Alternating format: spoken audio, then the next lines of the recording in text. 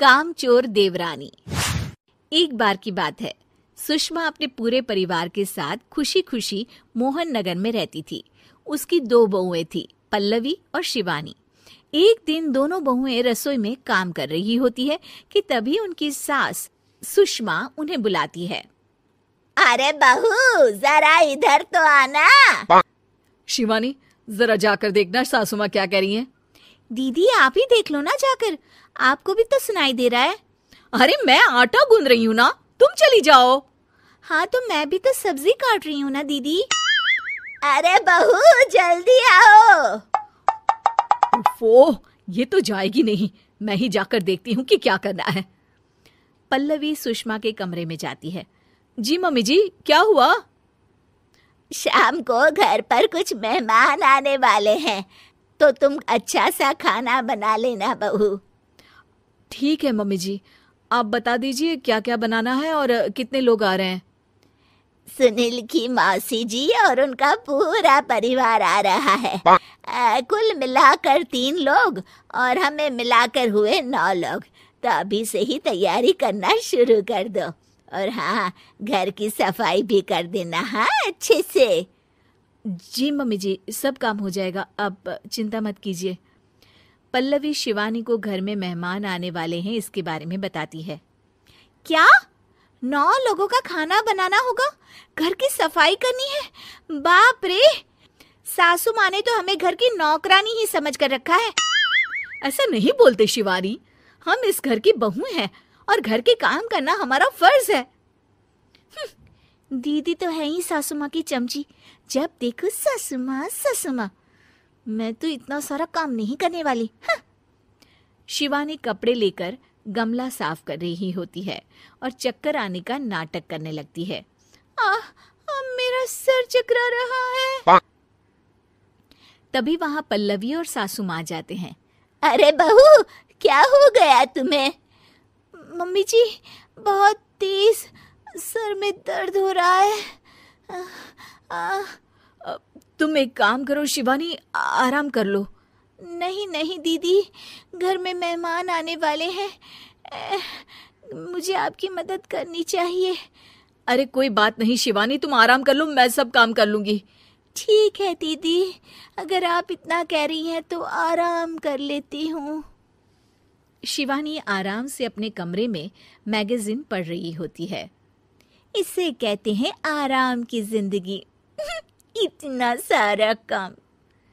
चलो सारा काम खत्म हो गया, शिवानी को देख आती हूँ। शिवानी अपने कमरे में ईयरफोन में गाने सुनते सुनते सो जाती है और उसके साइड में मैगजीन भी रखी होती है। पल्लवी वहां आ जाती है और वो सब देखती है। ओहो, तो मतलब सब काम चोरी का बहाना था। अभी बताती हूँ इसको।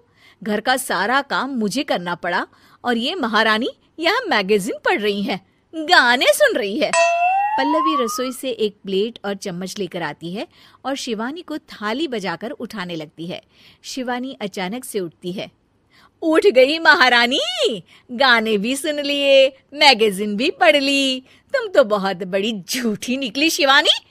तुमने सर दर्द का बहाना बनाया ताकि काम करने से बच सको। हाँ बनाया बहाना, तो क्या करती, इतने सारे काम करती। मुझे कोई शौक नहीं है चापलूसी का। क्या चापलूसी?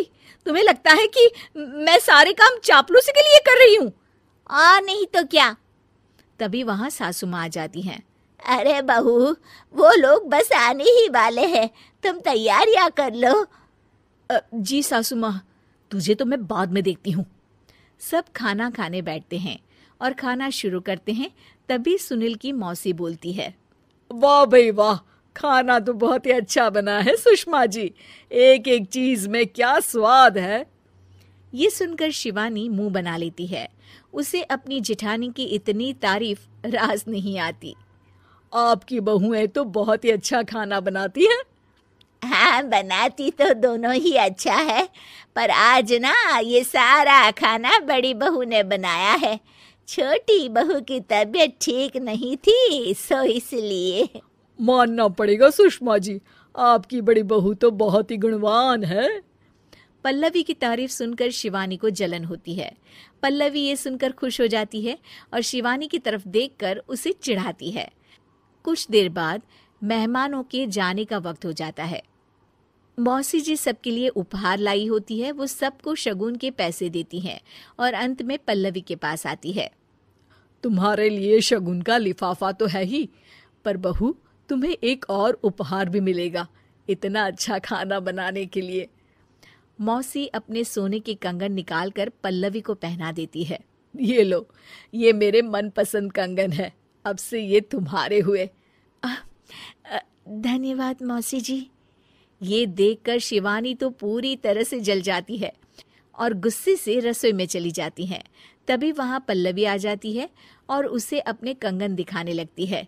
देवरानी जी, अब आपका सर दर्द ठीक तो है ना? मुझे लगता है कि अब सर दर्द शुरू हो गया होगा आपका।